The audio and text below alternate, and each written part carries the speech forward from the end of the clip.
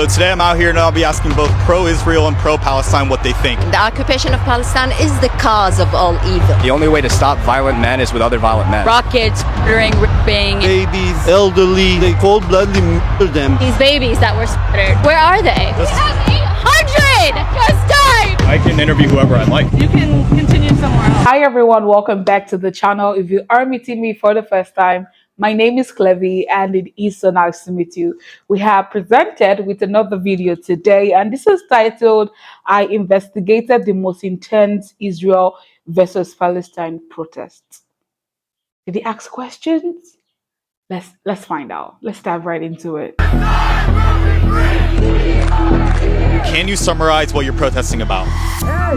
We received surprise attacks by Hamas from Gaza, rockets, murdering, ripping for Israeli citizens. And so we are protesting the support of Israel to defend itself, and determination of Hamas. We are trying to support the elimination of Hamas as a terrorist organization that has been democratically elected to lead the Gazans. We're protesting the occupation of Palestinian land. For 75 years, they've been occupying a Palestinian land. They've been preventing them from food. The fact that Israel provides electricity and water out of humanitarian aid does not mean that we have to. Just like America is not expected to provide electricity and water to Mexico. These people control your electricity, your food, your medicine. You can't leave the city that you were born in. There is no single one place in Gaza that is free for people to run. 1,300 people been slaughtered, innocent, young children by the Palestinians and Hamas. Those kind of things happen only in the Holocaust. They say we slaughtered the babies. Where are they?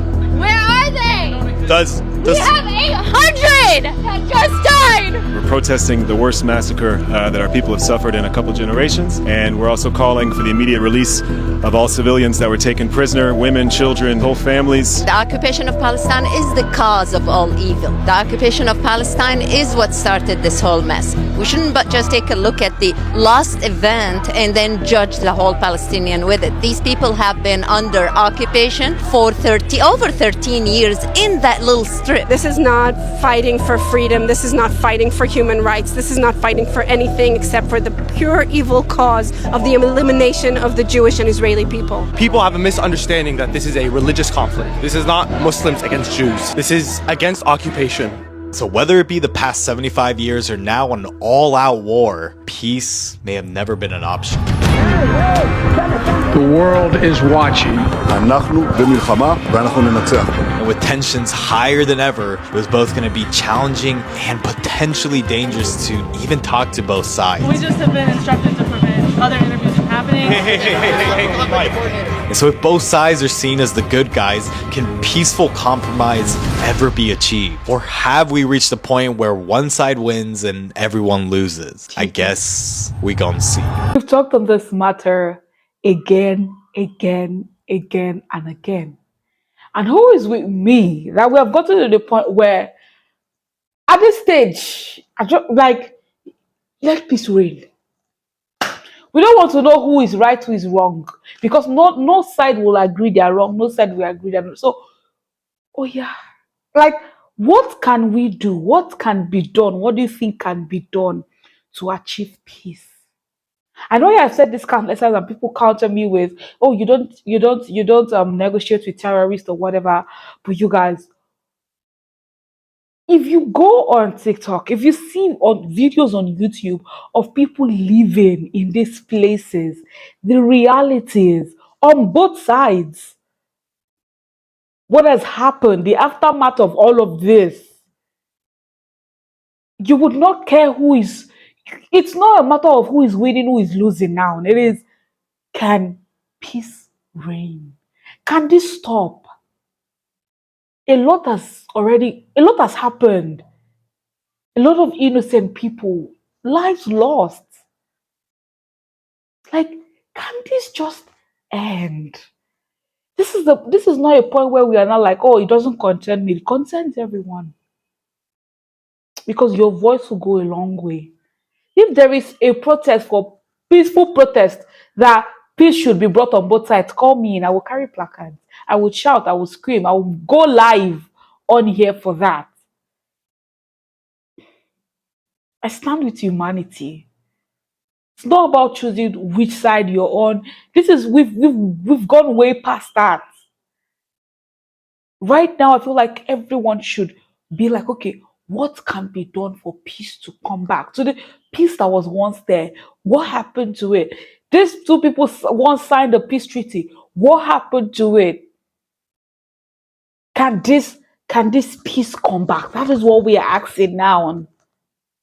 Yo, you guys.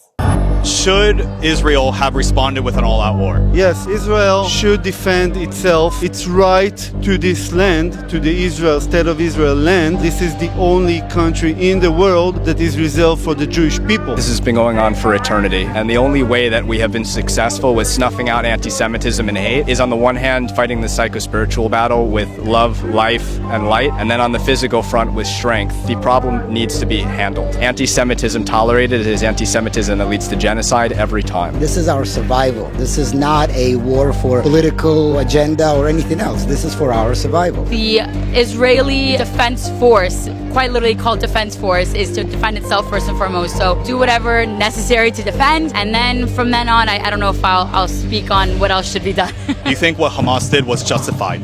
It's very justified because it's self-defense. There's no army, there's no nothing, and these people are just being killed, being attacked all the time, but there has to be a way to fight back. I don't think killing any civilians is justified at all. But right now, we have several thousand Palestinians being killed. Anybody's talking about it? They've been occupying us for 75 years. Year to date, over 250 Palestinians before this were killed. And nobody talked about it. It's not justified to kill innocent people. If they want to fight against the IDF and the oppressor, not against the people who are innocent. Do you think Hamas represents Palestinians as a whole? Hamas does not represent Palestinians as a whole. It does represent the situation, the oppression that's happening there. It represents the ones that are completely out of options. We're all against killing innocent people, but the same thing has been happening to the Palestinian people for 75 years. I didn't hear anyone say anything. I really don't know who represent, and it's not really my business. Let's give them their state and they will decide who will represent them. Is violent solutions ever justified to achieve certain goals? There are times where violence is what you have to do to defend yourself. In a case like this where you've got Hamas coming across your border, stealing women and kids and murdering whole families, I don't know how you meet that with anything but violence. We have a right to defend ourselves, but to do it as resistance, as the Palestinian side claims, is never okay. People understand desperate people do desperate measures. So if you feel like there is no any other solution for you other than to commit something violent, unfortunately you're going to resort to that. It's not justified, but you force people to do that when you don't give them any other way. You can make peace with countries, you can make peace with people, but when you're dealing with terrorists, when you're dealing with an organization that all he wants to do is slaughter Jews, unfortunately the only solution is to eliminate them. Do you believe that your side is objectively the good guys? 100%, and I will scream at the top of my lungs. There are extremists on both sides. You have Hamas, who's an extremist group, and then you have the IDF, who hasn't been using international law. They haven't been fighting against the Palestinians in a manner that is humanitarian. As a Palestinian myself, I think we are the good guy in this situation, because at the end of the day, we are fighting against oppressiveness. Well, I do support my people, my friends, and family that live in Israel. In addition to, I believe this is just the humane side of history, and I always strive to be on the right side of history. And so if both sides see themselves as on the right side of history, it raises the question, are they exposed to the same or conflicting information? Because as of October 17th, 2023, 16 journalists have already lost their lives, with 13 being Palestinian and 3 being Israeli. And even though international law protects journalists from being targeted during war, reports suggest that rules have gone out the window. Abu Akleh, a Palestinian journalist, was shot dead while she was with fellow journalists, despite survivors' claims that no Palestinian fighters were in sight. And there's also reports of censorship. Instagram users worldwide have reported limitation of their Instagram accounts after posting about Palestine, including issues as being unable to live stream as well as comment on others' posts. And despite a Meta spokesperson denying these reports, some are still not convinced. Because when we look at the other side, Israel have also expressed concerns about censorship. The UN initially reported that a group of people stole fuel and medical equipment from the UN agency, which prompted a strong response from the IDF spokesperson. The amount of fuel stolen is enough to power Gaza's water desalination for 6 days. The Israel Defense Forces will destroy Hamas. But hours later, the tweet was deleted, with the UN explaining that in fact, there actually was no looting that had taken place. And just hours before filming this, a hospital in Gaza was bombed. And immediately one side has blamed it on Israeli airstrikes, while the other was doing the exact same but claiming that it was the result of a failed jihad rocket. And so with the shadow banning, censorship, and propaganda from both sides, it's clear why conflicting reports emerge. And so I was deeply curious on how the people here were ensuring that they were getting the most accurate information. It's interesting that you guys brought up that you guys are, both Israeli citizens and obviously stand with Israel. But I'm curious, where are you guys getting your information from? I have friends, close friends, that were writing, texting from the bomb shelter in their house. There's people in my house, burning down my house. I need someone to come and save me. Most of the information I have is from witnesses that live there. I don't trust media at all. I do, though, see pictures of Palestinian kids pulled from under the rubble all day long. There's a lot of books that are not just written by Palestinians, even by Americans, US Americans that would go there. It's just the historical events. If you put them all together, it's just kind of easy to tell what's right and what's wrong. I do try to fact check as much as possible, but unfortunately, I'm sure I fall victim as well. What do you think the side that you support is not honest about? One thing that I will say is growing up, I learned about how Israel constantly gives peace treaties to the Palestinian people and it's constantly rejected, which is true. However, only as I got older did I learn that peace treaties were also given to Israel. It was rejected because the only land we were given in these peace treaties was a sliver of Jerusalem or the desert. I think it's a little justified to reject those, but they were rejected in the end that I didn't learn about. What do you think your side has not been honest about? What are you trying to get to? Because Nothing. I'm not sure what we're not honest about. I think our side needs more people to speak out the truth. Why is Israel allowed to get away with that? And so with the conflict rapidly escalating, it was expected that information was going to spread fast on both sides, even if some of it was going to be biased or inaccurate. But as the world started to tune in on the escalating war with the bombing of the Gaza Strip, it also marked a turning point for US public opinion. Historically, support for Israel has remained strong, but recently, a growing number of young Democrats have become more sympathetic to Palestinians. To be honest, it seems to be consistent to what I saw in the protest.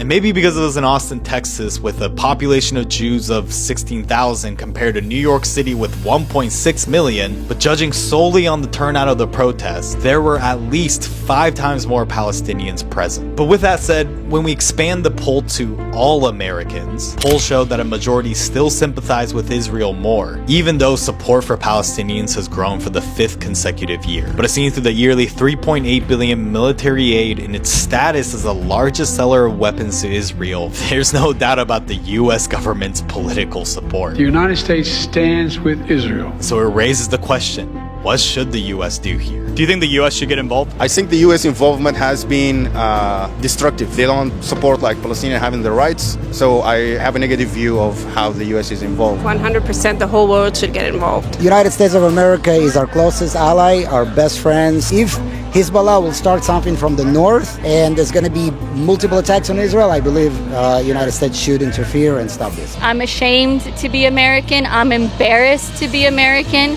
Do you think Just do better. Do better. And after all these conversations, I had a realization in that I was learning way more talking to these people than researching it through the internet. And so to get to the heart of this issue, I wanted to ask the most important question that I had in mind going into this protest. How would you like this conflict to end? I don't think I have the answer for that. Because on one side, you have the Israelis who say, well, we want to kick all Palestinians out. But then you have Palestinians who say, well, we want to kick all Jewish people out. The answer to that question is always going to be war. We need to eliminate Hamas, just like the world eliminated ISIS at the time. Two-state solution, definitely. Is that possible?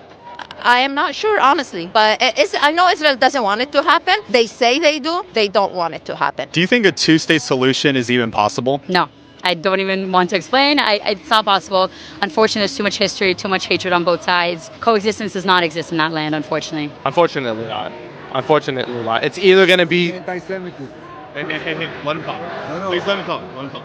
I respect your opinion, but I'll elaborate you further. A two-state solution is impossible now, because if Israel stays in the Middle East, there's always going to be war and conflict. I think it is possible if both parties agree upon that. It's always going to be death. It's always going to be destruction. So right now, the objective is to eliminate Hamas and have a certain Arabic sovereignty to take over and govern them. Because otherwise, you can't continue this way. Because even with all the differences in opinions, both sides want the same thing, but in different ways. Innocent civilians would obviously prefer peace over violence, while at the same time recognizing that compromise might not always be possible. But even when it seems like there's no choice and that you have to pick a side, I like to believe that nuance is always there.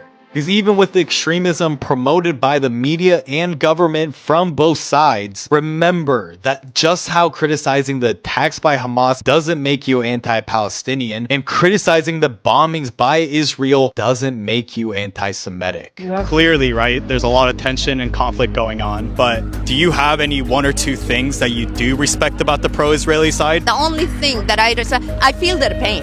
I do. I feel their pain because we lived that pain for years.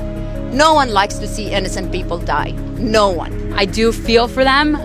One thing I do respect is their dedication to their religion and the dedication to their own cause. At the end of the day, they believe what they're right, and I can respect them fighting for it, even if I believe it is not the right side of history. And call me idealistic, but perhaps the only way to find truth in a polarized world is through open, respectful dialogue free from hatred and censorship. And so I guess it's up to you and I to lead the way. And it all starts by exploring the unfamiliar. Yo, you guys, that was amazing. Thank you so much once again to you. Did an amazing job. I love your presentation. You guys, just like what I said, this point is let peace reign. What can be done, but peace must reign. Peace must reign. It should reign. Do you understand? Guys, a lot has been said already. What's your take? What's your own opinion? And I'll see you in the comment section. Have a great day.